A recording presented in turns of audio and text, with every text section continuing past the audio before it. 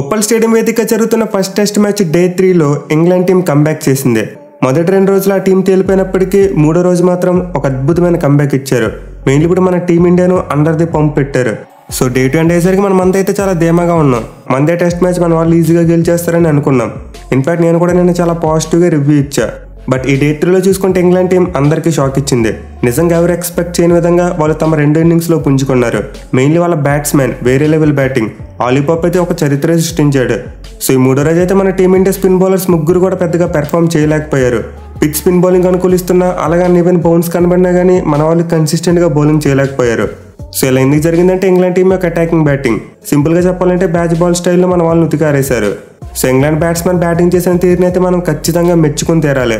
ఒక్క బౌండరీస్ మీద మాత్రమే ఫోకస్ చేయకుండా ప్రతి బాల్ కూడా రన్ తీయాలి అనే కసిగా ఆడారు. మెయిన్లీ వాళ్ళ షార్ట్ మేకింగ్ మరియు షార్ట్ సెలెక్షన్ మన స్పిన్నర్స్ను బ్యాక్ ఫుట్ మీద పెట్టేశాయి. సో కన్వెన్షనల్ స్వీప్స్ ఆడారు, రివర్స్ స్వీప్స్ ఆడారు, అలాగే డౌన్ ది గ్రౌండ్ వచ్చి పెద్ద పెద్ద హిట్స్ కొట్టారు. అంతేకాకుండా వాళ్ళ బ్యాటింగ్లో బెస్ట్ థింగ్ ఏంటంటే ఫ్రంట్ ఫుట్ మీద ఎక్కువగా కమిట్ అవ్వకుండా బ్యాక్ ఫుట్లో ఎక్కువగా బ్యాటింగ్ చేశారు. సో బాల్ టర్న్ అవుతున్నప్పుడు ఎక్కువగా ఫ్రంట్ ఫుట్లో ఆడితే ఖచ్చితంగా ఏదో ఒక పాయింట్ ఆఫ్ టైంలో వికెట్ కోల్పోతాం. అదే లాస్ట్ మూమెంట్ వరకు బాల్ ఎంతవరకు టర్న్ అవుతుందో చూసుకుని బ్యాక్ ఫుట్ మీద షాట్లు ఆడితే బ్యాట్స్మెన్ ఎక్కువ సక్సెస్ సాధించగలడు. అండ్ ఇంగ్లాండ్ బ్యాట్స్మెన్ ఎగ్జాక్ట్లీ అదే చేశారు. ఎనివే డే 3 గురించి సింపుల్గా చెప్పాలంటే మొదటి సెషన్ మరియు చివరి సెషన్ ఈ రెండు కూడా ఇంగ్లాండ్ వాళ్ళవే. మధ్యలో ఉన్న 2 సెషన్లో మాత్రమే మన టీమిండియా బౌలర్స్ కొంతవరకు మెరుగ్గా బౌలింగ్ చేశారు.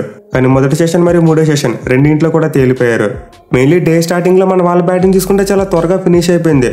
అఫ్కోర్స్ టైం పరంగా చూసుకుంటే ఒక 40 మినిట్స్ వరకు బ్యాటింగ్ చేశారు. బట్ కొట్టిన రన్స్ 15 మాత్రమే. సో జడేజా మరి అక్షర్ చాలా మంచిగా బ్యాటింగ్ చేస్తున్నారు. ఒక 500 వరకు వస్తే మన లీడ్ 200+ వెళ్తుందని చెప్పి ఎక్స్పెక్ట్ చేశాం. కానీ జడేజా చూసుకున్న, అక్షర్ పటేల్ చూసుకున్న వీళ్ళిద్దరు కూడా తమ స్కోర్కి ఎక్కువ యాడ్ చేయలేకపోయారు. మెయిన్లీ జో రూట్ అద్భుతమైన బౌలింగ్ చేశాడు.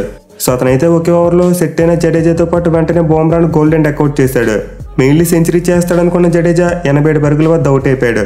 సో మన టీమిండియా ఇన్నింగ్స్లో ఓవరాల్గా ముగ్గురు బ్యాట్స్మెన్ 80స్లో అవుట్ అయ్యారు.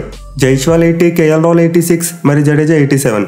సో ఈ విధంగా ఇప్పుడు కూడా ప్రీవియస్గా మన టెస్ట్ క్రికెట్ చరిత్రలో ఒకే ఇన్నింగ్స్లో మన టీమిండియాకి సంబంధించి ముగ్గురు బ్యాట్స్మెన్ 80స్లో అవుట్ అవ్వడం జరగలేదు. ఫర్ ది ఫస్ట్ టైం ఇలా జరిగింది. ఎనివే ఓవరాల్గా చూసుకుంటే మన వాళ్ళకైతే ఫస్ట్ ఇన్నింగ్స్లో 190 పరుగుల లీడ్ వచ్చింది. అండ్ ఇదైతే చాలా పెద్ద లీడ్. ఎందుకంటే ఆల్రెడీ టెస్ట్ మ్యాచ్లో 2 డేస్ అయిపోయినాయి. ఇక మిగిలిన 3 రోజుల్లో పిచ్ మీద బ్యాటింగ్ చేయడం కొంతవరకు కష్టంగా మారుతుంది. సో మన వాళ్ళు స్ట్రాంగ్ పొజిషన్లో ఉన్నారు. ఈ లీడ్ సరిపోతే మ్యాచ్ని గెలిచేస్తారని అనుకున్నాం. కానీ ఇంగ్లాండ్ బ్యాట్స్మెన్ మాత్రం అవుట్ ఆఫ్ ది బాక్స్ వచ్చి బ్రిలియంట్ పర్ఫార్మెన్స్ ఇచ్చారు. మెయిన్లీ మరోసారి వాళ్ళ ఓపెనర్స్ చితక్కొట్టేశారు. జాక్ క్రాలీ చూసుకున్న, బెన్ డకెట్ చూసుకున్న ఇద్దరు ఎలా అయితే ఫస్ట్ ఇన్నింగ్స్లో ఒక మంచి అగ్రెసివ్ స్టార్ట్ ఇచ్చారో ఈ ఇన్నింగ్స్లో కూడా సేమ్ టు సేమ్ ఒక మంచి అగ్రెసివ్ స్టార్ట్ ఇచ్చారు. సో ఇనీషియల్గా మన వాళ్ళ బౌలింగ్ వర్కౌట్ కాలేదు. మెయిన్లీ క్రాలీ చూసుకుంటే 33 బంతుల్లోనే 31 పరుగులు కొట్టి చాలా డేంజరస్గా కనిపించాడు. బట్ అశ్విన్ ఒక బ్యూటిఫుల్ డెలివరీతో అతని పెవిలియన్కి పంపాడు. అయితే తర్వాత బెన్ డకెట్ మరియు ఓలీ పాప్ మధ్య ఒక అద్భుతమైన పార్ట్నర్షిప్ వచ్చింది. వీళ్ళిద్దరూ 2వ వికెట్కు 68 పరుగుల పార్ట్నర్షిప్ నెలకొల్పారు. అది కూడా ఆల్మోస్ట్ 110 స్ట్రైక్ రేట్తో. సో ఈ పార్ట్నర్షిప్ ఏదైతే ఉందో ఇంగ్లాండ్ టీంని చాలా మంచి పొజిషన్లో నిలబెట్టింది. మెయిన్లీ బెన్ డకెట్ మన స్పిన్ బౌలర్స్ మీద బేవచ్చంగా అటాక్ చేసి బ్యాటింగ్ చేశాడు. అక్షర్ పటేల్ అయితే సింప్లీ ఉతికారేశాడు. సో లంచ్ బ్రేక్ అయ్యే టైంకి ఇంగ్లాండ్ టీం కేవలం 1 వికెట్ మాత్రమే కోల్పోయి 89 పరుగులు చేసింది. బట్ లంచ్ బ్రేక్ తర్వాత మన టీమిండియా కొంతవరకు కంబ్యాక్ చేయగలిగింది. మెయిన్లీ మన పేసెస్ జస్ప్రీత్ బుమ్రా ఒక అద్భుతమైన స్పెల్ వేశాడు. నిజంగా స్లోగా ఉండి స్పిన్ బౌలర్స్కు బాగా అనుకూలిస్తున్న పిచ్ మీద అతనైతే వేరే లెవెల్ స్పెల్ వేశాడు. అసలు బాల్ని ఎలా స్వింగ్ చేశాడంటే ఆ టైంలో ఏదో ఇంగ్లాండ్ పిచ్చెస్ మీద బౌలింగ్ చేసినట్టు చేశాడు. సో తన సెకండ్ స్పెల్లో బెన్ డకెట్ ఎల్బీడబ్ల్యూకి అవుట్ అయినా మన వాళ్ళు రివ్యూ తీసుకోలేదు. బట్ అగైన్ తను వేసిన నెక్స్ట్ ఓవర్లోనే ఒక బ్రిలియంట్ ఇన్ స్వింగర్తో అతను క్లీన్ బౌల్ చేశాడు.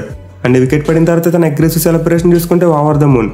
చాలా తక్కువ సందర్భాల్లో మాత్రమే మనం బుమ్రాను అలా చూస్తుంటాం. సో మేబీ అంతకుముందు ఎల్బీడబ్ల్యూ విషయంలో రివ్యూ తీసుకోలేదన్న కోపం ఏంటో తెలియదు, కానీ బుమ్రా మాత్రం చాలా గట్టిగా సెలబ్రేట్ చేసుకున్నాడు. ఇక డకెట్ అవుట్ అయిన వెంటనే జో రూట్ కూడా కేవలం 2 పరుగులు మాత్రమే చేసి నెక్స్ట్ ఓవర్లో బుమ్రా బౌలింగ్ అవుట్ అయిపోయాడు. అండ్ ఇది కూడా ఒక ఇన్ స్వింగింగ్ బౌలే. సో లంచ్ బ్రేక్ తర్వాత బుమ్రా వేసిన 5 ఓవర్లు ఇంగ్లాండ్ టీంని చాలా వరకు బ్యాక్ ఫుట్ మీద పెట్టాయి. మెయిన్లీ ఆ టైంలో చూసుకుంటే స్టేడియం దద్దరిల్లిపోయింది. సో ఇంగ్లాండ్ టీం 4 పరుగుల వ్యవధిలో 2 వికెట్లు కోల్పోయింది. దీంతో నెక్స్ట్ వచ్చిన బ్యాట్స్మెన్ డిఫెన్సివ్ మోడ్లో ఆడడం మొదలుపెట్టారు. జానీ బైరిస్టో చూసుకున్న, బెన్ స్టోక్స్ చూసుకున్న బిలో 50 స్ట్రైక్ రేట్తో బ్యాటింగ్ చేశారు. మెయిన్లీ స్టోక్స్ అయితే 33 బంతులు ఆడేసి 6 పరుగులు మాత్రమే చేశాడు. అండ్ డిఫెన్సివ్ మోడ్లో ఆడుతూనే వీళ్ళిద్దరూ జడేజా మరియు అశ్విన్కు దొరికేశారు.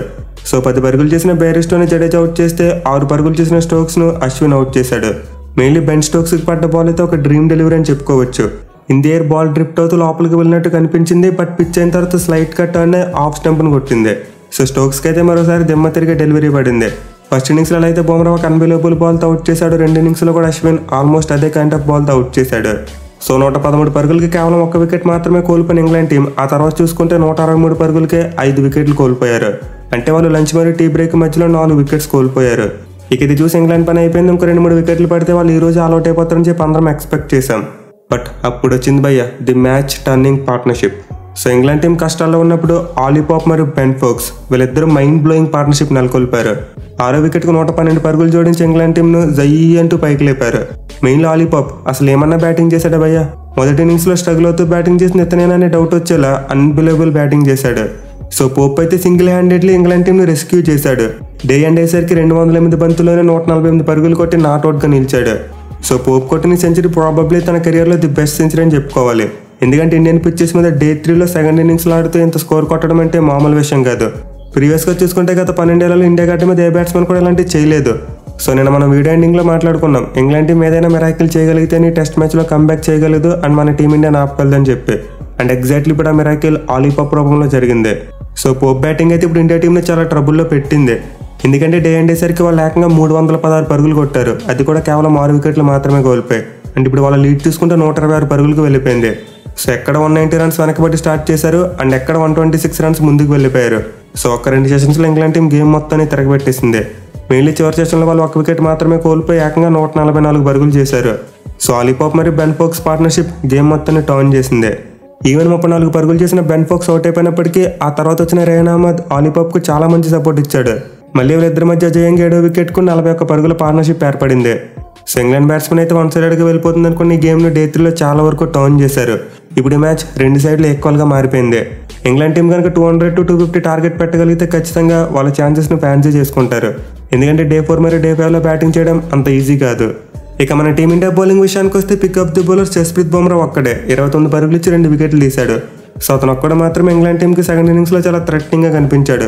మిగతా బౌలర్స్ ఎవరు కూడా పెద్దగా ఎఫెక్టివ్గా కనిపించలేదు. మెయిన్లీ మన స్పిన్ బౌలర్స్ ముగ్గురు కలిపి ఆల్మోస్ట్ 270 రన్స్ ఇచ్చారు. జడేజా అయితే సెంచరీ చేశాడు. సో అశ్విన్ 2 వికెట్లు తీసినప్పటికీ 93 రన్స్ ఇచ్చాడు, అది కూడా 4.4 ఎకానమీతో. అండ్ అక్షర్ పటేల్ని చూసుకుంటే మామూలు కొట్టలేదు, అతనైతే 4.6 ఎకానమీతో 69 పరుగులు కొట్టారు. సో మన వాళ్ళు బౌలింగ్ ఫెయిల్ అవ్వడానికి మెయిన్ రీజన్ ఇంగ్లాండ్ టీం యొక్క aggressive batting. At the same time మన వాళ్ళు కన్సిస్టెంట్గా ఒకే లైన్ అండ్ లెంత్ వేయలేకపోయారు. మెయిన్లీ ఇంగ్లాండ్ బ్యాట్స్మెన్ ప్రతి బాల్కి రన్ తీసేస్తుంటే మన వాళ్ళు ఏం చేస్తారో తప్పదు, లైన్ అండ్ లెంత్ మార్చాల్సి వచ్చింది. సో మన వాళ్ళు మంచిగా బౌలింగ్ చేయలేదని చెప్పుకునే కంటే ఇంగ్లాండ్ బ్యాట్స్మెన్ ఫోర్స్ఫుల్లీ మన వాళ్ళ చేత తప్పులు చేయించారని చెప్పుకోవాలి. But anyway most disappointing thing ఏంటంటే మన వాళ్ళ ఫీల్డింగ్ నిజంగా చాలా అంటే చాలా పూర్గా కనిపించింది. అక్షర్ పటేల్ ఆలీ పాప్ ఇచ్చిన ఒక క్యాచ్ను వదిలేశాడు, కొంతవరకు డిఫికల్ట్ క్యాచ్ అయినప్పటికీ తీసుకుని ఉంటే బాగుండేది. అండ్ అది కనుక తీసుకుంటే ఈ పాటికి ఇంగ్లాండ్ టీం ఆల్అౌట్ అయిపోయి కూడా ఉండేది. ఇక గ్రౌండ్ ఫీల్డింగ్ చూసుకున్నంత ఇంప్రెసివ్గా ఏమీ లేదు, చాలా మిస్ ఫీల్డ్స్ చేశారు, మెయిన్లీ బౌండరీస్ ఎక్కువ వదిలేశారు. సో ఓవరాల్కి డే 3లో మన వాళ్ళ ప్లాన్స్ సరిగ్గా వర్కౌట్ కాలేదు. ఇంగ్లాండ్ టీం మొదటి ఇన్నింగ్స్లో అలా ఆల్అౌట్ అయిపోయిన తర్వాత వాళ్ళు బ్యాచ్ బాల్ ఆడతారని చెప్పి మన వాళ్ళు ఎక్స్పెక్ట్ చేయలేదు, ఇన్ఫాక్ట్ ప్రిపేర్ అవ్వలేదు. సో మన వాళ్ళు ప్రిపేర్ కాకపోవడం, at the same time England వాళ్ళు బయటకు వచ్చి అంత అగ్రెసివ్గా బ్యాటింగ్ చేయడం వల్ల మన వాళ్ళు బ్యాక్ ఫుట్ మీదకి వెళ్ళిపోయారు. ఇన్వే ఇప్పుడు మన టీమిండియా మ్యాచ్లో గెలవాలంటే ఇంగ్లాండ్ టీం యొక్క లీడ్ని ఖచ్చితంగా 200 దాటకుండా చూసుకోవాలి. మన వాళ్ళు ఎంత వీలైతే అంత తొందరగా ఇంగ్లాండ్ టీంని ఆల్అౌట్ చేయాలి అండ్ అడిగితే రేపు వాళ్ళని మొదటి సెషన్లోపు అవుట్ చేయాలి. సో ఇంగ్లాండ్ టీం లీడ్ కనుక పొరపాటున 200 దాటిందా వాళ్ళకి సైకలాజికల్గా చాలా అడ్వాంటేజ్ వచ్చేస్తుంది. అట్ ది సేమ్ టైం మన టీమిండియా మీద చాలా ప్రెజర్ బిల్డ్ అవుతుంది. సో ఇంగ్లాండ్ టీం యొక్క లీడ్ను 200 దాటడం కంటే చూసుకుంటే మన టీమిండియా మ్యాచ్లో ఖచ్చితంగా గెలిచేస్తుంది. అదే 200 దాటిందంటే మేబీ 50-50గా మ్యాచ్ మారిపోయే ఛాన్స్ ఉంటుంది. చూడాలి మరి రేపు మన బౌలర్స్ ఇంగ్లాండ్ టీంని ఎంత తొందరగా ఆల్అౌట్ చేస్తారనేది.